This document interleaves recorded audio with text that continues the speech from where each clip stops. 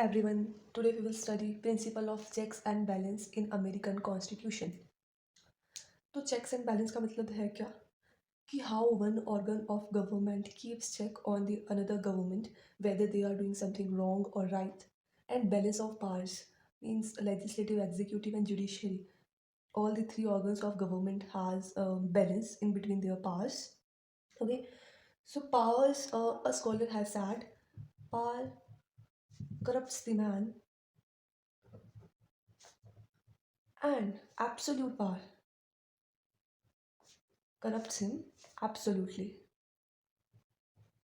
This is said by a scholar, and this is a very nice thought. इसीलिए जो American constitution के framers थे, उन्होंने all the three organs को अलग रखा एक दूसरे से और उन्हें इक्वल पावर दी। पावर को उन तीनों में डिस्ट्रीब्यूट किया equally to ensure no organ may become despot in itself. ठीक है, कोई भी ऑर्गन जो है वो तानाशाह नहीं बनना चाहिए और या फिर ज़्यादा पावरफुल नहीं बनना चाहिए।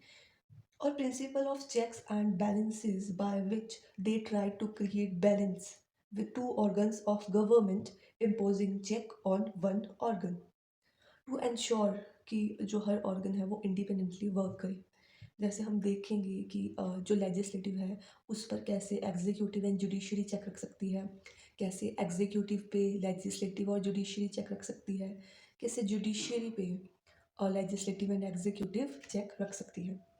अब हम देखते हैं American political system and checks and balances. American political system में कैसे चेक्स एंड बैलेंसेस काम करता है, अब हम ये देखेंगे। तो पहला ऑर्गन क्या है हमारा, लेजिस्लेटिव, या फिर हम बोल सकते हैं कांग्रेस। तो हम देखते हैं कि कांग्रेस पे एग्जीक्यूटिव और जुडिशरी कैसे चेक करते हैं, हम वो देखते हैं। तो हमने ये बोल दिया कि जो आर्टिकल 1 है वो कहता है कि जो लेजिस्लेटिव पावर्स है या लॉ मेकिंग पावर्स हैं वो सारी कांग्रेस के पास है। ठीक है, लॉ मेकिंग पावर्स मीन्स जो कांग्रेस है, अब हम ये देखते हैं कि जो कांग्रेस है वो सिर्फ उन सब्जेक्ट्स पे लॉज बना सकती है जो फेडरल लिस्ट में दिए गए हैं। ठीक है, ये एक चेक है इसके पास पे, पॉइंट 1, जो फेडरल लिस्ट में दिए गए हैं सिर्फ उन्हीं पर कांग्रेस लॉज बना सकती है। ठीक है, पहला चेक ये हो गया। अब दूसरा है कि जो प्रेसिडेंट है वो अपनी वीटो पावर यूज़ कर सकता है over the bills passed by Congress. अगर ये सेकंड पॉइंट है प्रेसिडेंट का वीटो पावर, तो प्रेसिडेंट है वो वीटो पावर अपनी यूज़ कर सकता है, बट अगर कांग्रेस उसी बिल को अगेन पास करे या फिर वो बिल दोबारा से प्रेसिडेंट के पास सिग्नेचर के लिए आए और जो कांग्रेस के दोनों ऑर्गन हैं senate and house of representatives वो उसे अपने 2/3 मेजॉरिटी से फिर से पास करे, तो प्रेसिडेंट को अपना असेंट देना पड़ेगा। ठीक है, बट स्टिल हमने क्या पढ़ा कि जो प्रेसिडेंट है वो अपनी वीटो पावर यूज़ कर सकता है। अब हम थर्ड पॉइंट देखेंगे कि जो जुडिशरी है, अगर इन केस जुडिशरी को लगता है कि कोई भी बिल पास किया गया कांग्रेस के द्वारा और उसे प्रेसिडेंट ने भी अपना असेंट दे दिया, बट वो बिल है जो वो अनकॉन्स्टिट्यूशनल है, तो वो उस बिल को नल एंड वॉइड डिक्लेयर कर सकती है, तो फिर वो बिल रद्द हो जाएगा और पास नहीं होगा। तो हम ये देखते हैं कि कैसे कांग्रेस पे जो हमारा एग्जीक्यूटिव है और हमारी जुडिशरी है वो कैसे चेक रखती है, मतलब कैसे दो ऑर्गन हमारे चेक रखते हैं। ठीक है, अब हम सेकंड पढ़ते हैं कि जो प्रेसिडेंट है मतलब हमारी एग्जीक्यूटिव है उस पर कौन और कैसे चेक रखता है, ये हमारा दूसरा पॉइंट है। अब हम बोलते हैं और ये होता भी है अमेरिका में इन जनरल कि जो प्रेसिडेंट है वही एडमिनिस्ट्रेशन चलाता है, एडमिनिस्ट्रेशन प्रेसिडेंट चलाता है। ठीक है, पर एडमिनिस्ट्रेशन चलाने के लिए मनी भी तो चाहिए ना, तो जो मनी है ना वो कांग्रेस के पास होती है। ठीक है, कांग्रेस हैज़ राइट कि वो मनी का एक्सेस कहाँ करना चाह रही है। ठीक है, तो जो मनी अप्रूव करती है प्रेसिडेंट को, अप्रूव वो कांग्रेस करती है। ठीक है, फर्स्ट स्टेप तो ये हो गया हमारा। ठीक है, कि जो मनी अप्रूव है वो कांग्रेस के द्वारा की जाती है प्रेसिडेंट को एडमिनिस्ट्रेशन रन करने के लिए। अब हमने हमने पढ़ा है, हम जानते हैं कि जो प्रेसिडेंट है वो हाई अपॉइंटमेंट्स करता है, जैसे जज की अपॉइंटमेंट, अटॉर्नी जनरल की अपॉइंटमेंट, कोई भी जो भी हाई अपॉइंटमेंट्स है वो प्रेसिडेंट के द्वारा की जाती है, ठीक है। फॉरेन ट्रीटीज़ है वो भी प्रेसिडेंट के द्वारा साइन की जाती है। पर इन दोनों के लिए ही इन्हें कांग्रेस के अपर हाउस सीनेट का अप्रूवल चाहिए होता है, ठीक है। तो ये हमारा आ गया सेकंड पॉइंट। फर्स्ट पॉइंट हमने पढ़ा मनी रिलेटेड, कांग्रेस के हाथ में होता है मनी का एक्सेस। सेकंड हमने पढ़ा कि जो हाई अपॉइंटमेंट्स है और फॉरेन ट्रीटीज़ है वो करता तो प्रेसिडेंट है, बट अप्रूवल उन्हें सीनेट का चाहिए होता है। अब हम जानते हैं कि जो प्रेसिडेंट है वो हेड है, कमांडर इन चीफ है हमारे अमेरिका की फोर्सेस का, ठीक है।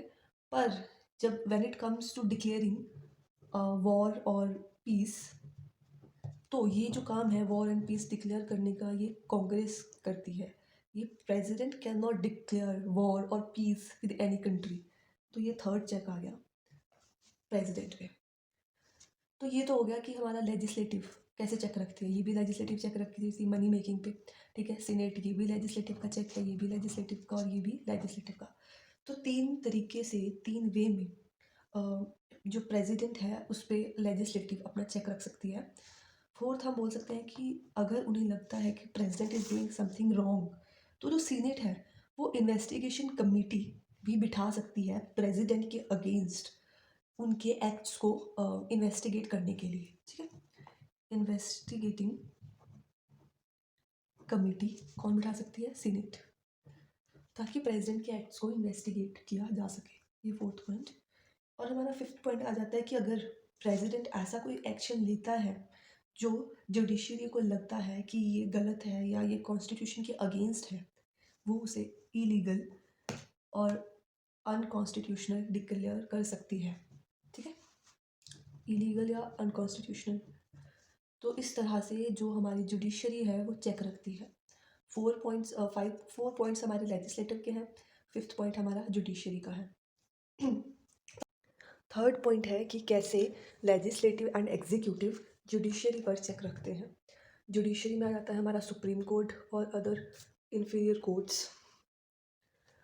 तो जो हमारा आर्टिकल 3 है अमेरिकन कॉन्स्टिट्यूशन का, वो बोलता है कि जो जुडिशियल पावर्स है वो supreme court and other inferior courts के हाथ में होगी।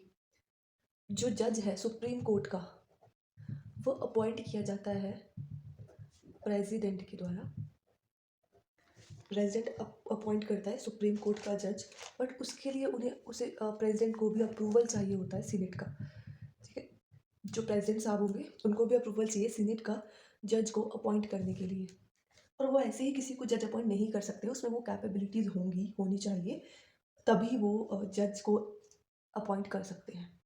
तो ये था फर्स्ट पॉइंट कि जज को प्रेसिडेंट के द्वारा अपॉइंट किया जाएगा और अप्रूवल किसका लगेगा? सीनेट का।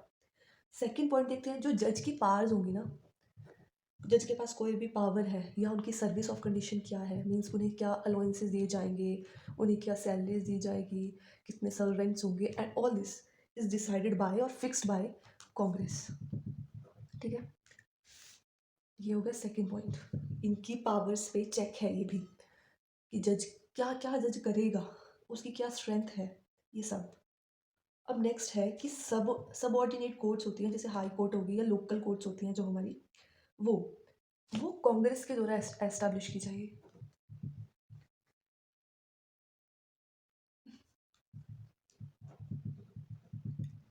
Subordinate courts, third check. और जो इनका प्रोसीजर होगा सबऑर्डिनेट कोर्ट्स का, कि कैसे ये लॉज चलाएंगी या कैसे ये किसी क्राइम के अगेंस्ट इनका क्या प्रोसीजर होगा, ये सब, ये कैसे ये काम करेंगी सबऑर्डिनेट कोर्ट्स, ये सब डिसाइड किया जाएगा कांग्रेस के द्वारा। एस्टैब्लिश भी कांग्रेस के द्वारा की जाएंगी, और इनका जो प्रोसीजर होगा, इनका रूल बनाने का प्रोसीजर होगा, ये कैसे रूल बनाएंगे एंड ऑल, ये भी कांग्रेस के द्वारा डिसाइड किया जाएगा। फोर्थ है, जो कांग्रेस है, कांग्रेस हैज़ द राइट कि वो किसी भी जज को उसके एक्सपायरी टर्म से पहले रिमूव कर सकती है। रिमूवल का प्रोसीजर वही होगा, इम्पीचमेंट। ठीक है, अगर इस इम्पीचमेंट प्रोसीजर में वो जज को गलत प्रूव कर सकती हैं कि उन्होंने कोई अनकॉन्स्टिट्यूशनल लॉ पास कोई जो डिसीजन है वो गलत ले लिया है, अनकॉन्स्टिट्यूशनल ले लिया है, तो वो उनकी एक्सपायरी टर्म से पहले भी उन्हें रिमूव कर सकती है। तो हमने देखा कि कैसे लेजिस्लेटिव लेजिस्लेटिव लेजिस्लेटिव यहाँ पे executive and legislative, third organ which is judiciary की पावर्स पे चेक रखती है। तो हम इन तीनों से ये पता लगा सकते हैं कि कैसे दो ऑर्गन मिलके किसी तीसरे पर चेक रखते हैं ताकि जो बैलेंस ऑफ पावर्स है वो मेंटेन हो जाए। So that's it about this topic, and all these are supreme features of American Constitution. I hope you got it. Thank you. Bye bye.